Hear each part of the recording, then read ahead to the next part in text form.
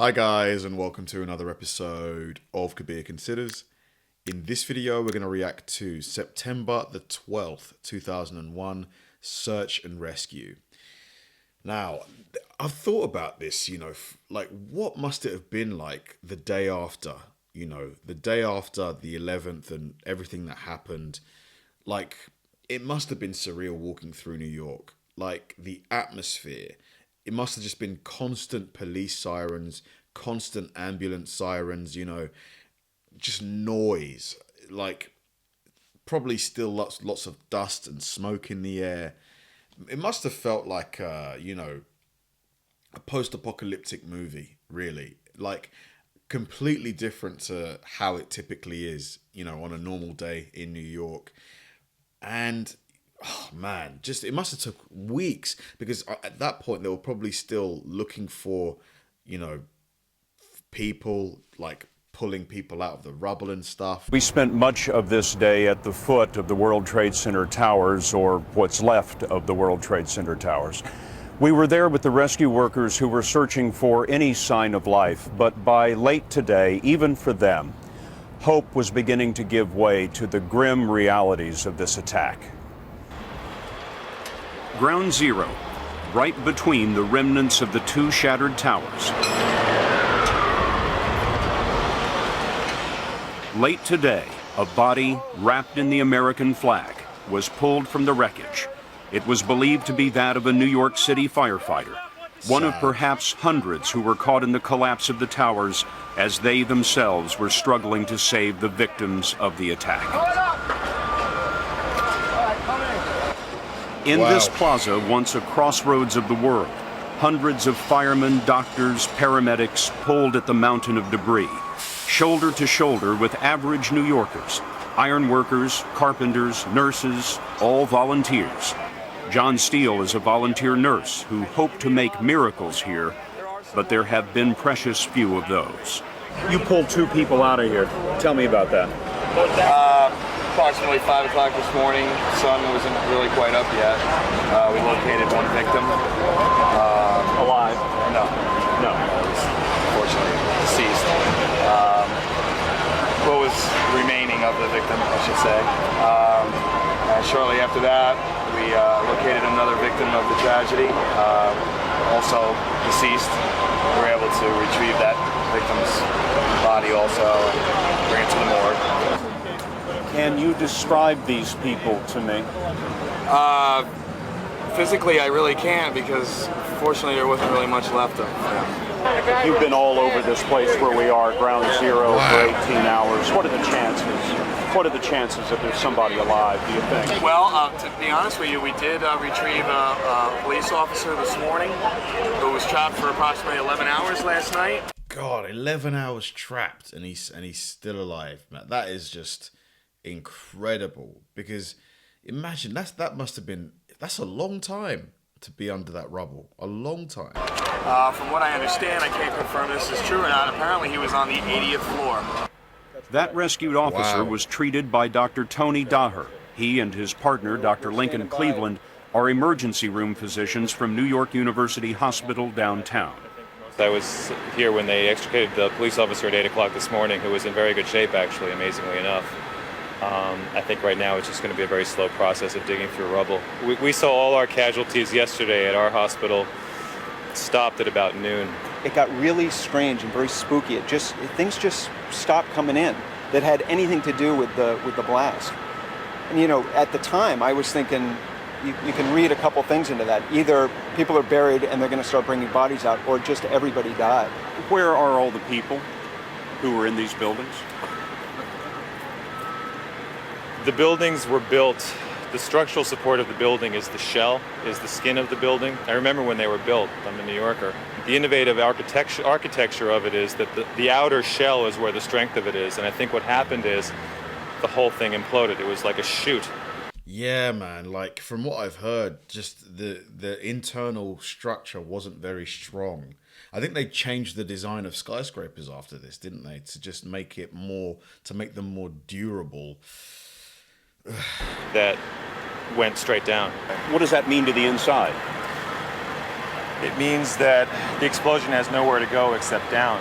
I think another building collapses, there's toppling, pieces fall off, there's a diffusion of the energy, and in this collapse, the energy all went straight down. And I think that, tragically, anybody in that chute did not survive. I think it probably had the force of close to a nuclear blast. These firemen from Brooklyn have been taking the mountain down piece by piece, and many of them share the pessimism of the doctors. It's what? It's just huge rubble. Do you see anything of the victims, of the people who were in the building? You've got 110 stories on top of everybody over there. It's just tough to say. 110 stories on top of everybody. That's a lot of concrete, man. A lot of concrete, a lot of steel that you have to dig through. That's what the two buildings were. Everybody's working together, you know, the whole city, trying to get people out. How do you dig this up? Piece by piece. Hand by hand. That's why you just make the chains and get the debris out. That's all you can do. 110 stories at ground level. 110 stories at ground level. If you get a shot, you'll see the antenna that was on top of the tower. It's at ground level. And yet there are no people to be seen. They pulled out a couple of Port Authority cops alive. Right, last night? Last night, this morning. Suppose they were like on the 80th floor from what we heard. But that's it so far. The people like these guys, these firefighters, the police officers that were helping dig out, you know, people, I hope they got like some kind of aftercare, you know, whether it's therapy or something, because that's going to leave a mental scar. Like seeing all of, you know, all of these people that used to be, you know, alive, it can't be good for the psyche. The only treatment at Ground Zero was of the rescue workers themselves, overcome by the dust and the smoke and the heat. Get these guys This position is treating them and then sends them back in. What we're doing for the rescue workers right now is providing oxygen, giving them breathing treatments, washing out eyes, you know, washing faces, you know, giving them water, giving them Tylenol, aspirin, rehydrating them orally. That's about it. I mean, we're there for them. They just pick right up and go back. The volunteers come from throughout the region. You look exhausted. It's a lot of work up there. Have you been able to pull anybody out of there? I haven't seen anybody come out. You haven't seen anybody come out? How long have you been here? Oh, quite a few hours. There were thousands, probably, of people in these buildings. Sure. Where are they? Where did they go? So you've got to Deep, deep, deep underneath, man. be down in those sub-basements, I would imagine. Down in the sub-basements. It's just right all the way down, right through. What do you make of this? It's a horrible thing, something I'll hope to never see again. It's unbelievable. They're saying they're comparing this to Pearl Harbor. Pearl Harbor, at least they could defend themselves. These were helpless people, you know, wives, women, children, and it was just uncalled for. Just going to work, just trying to, you know, make a living for themselves and their families. This is the center of the rescue effort. Behind me, you can see what's left of one of the 110-story twin towers. A lot of these iron workers are volunteers who have come in from all over the city, men and women who are more used to putting these buildings up than taking them down. Fred Clark has done both here. As a carpenter, he helped build the towers 30 years ago. Now, he's working on the mountain of debris. You would never believe that it's gone. I mean, I look at it, I've never seen anything. I was in Vietnam, I've never seen anything like this. Nothing like this to compare to this. What do you see now? What I see now is just heartbreaking, and I'm hopeful now. I'm here with the rest of a lot of volunteers from my local, just hopefully to find somebody still alive amongst this. But as I say, the longer the time takes to get to it, I'm sure the less the chances are that anyone will be alive. But it's horrifying. It's horrifying. Just imagine the weight of all of that on you. Like several tons of concrete and steel just bearing down on you for hours. You know, you've not eaten, you're thirsty. That has become painfully clear to many doctors who have been here from the start. You were here last night. What did you see then?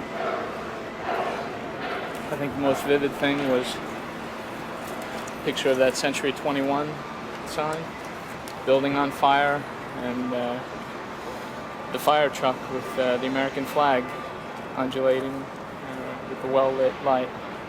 And I think that said it all. You know, doctor, it seems to me that it must be very frustrating to be a physician and to have really so few patients to treat here.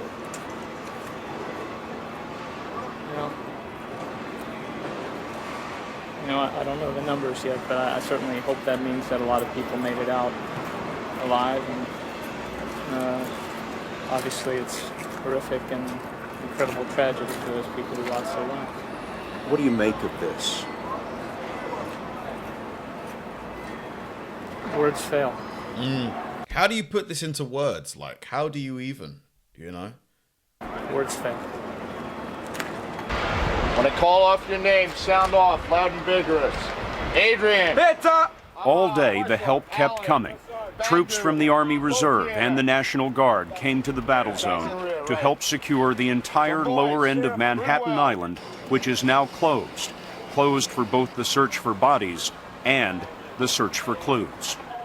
In addition here, there's a crime scene investigation. We've seen a number of FBI agents with trash bags loaded with debris, and we ran into one New York City police officer who told us that his unit is looking in all the buildings around us, trying to find the black box recorder from one of the airplanes. They believe it could have ended up anywhere within a half-mile area. In the search for bodies, there is a growing realization that there may be no one left alive. But for volunteer nurse John Steele and the others, there are powerful reasons to keep on going. It must be frustrating as a nurse to have so many victims here, and you can't get to them, and you can't help them. No, I think at this point, when in that kind of situation, the best thing that we can do is to try to do the right thing for the remainder of the family. Try to locate their loved ones, properly identify them, and hopefully give them something to have a closure with, to put this into perspective. For a moment of perspective, look at the Trade Center towers before the attack. Tower number 1 held a 300-foot mast used for television transmitters. Firefighters believe this is the tip of that mast today, standing upright but at ground level. By late afternoon, a fireman carried an American flag to the mast and raised it. Fellow firefighters wept as the stars and stripes flew in the smoke-filled sky and remained above them as they worked into twilight's last gleaming. How long did it take for the dust to dissipate? Because they're breathing that in. Wow. You could see it on the doctor, the nurse, all of them on their face. You could just see, the horrors of what they've seen, and just being there must have been just horrible.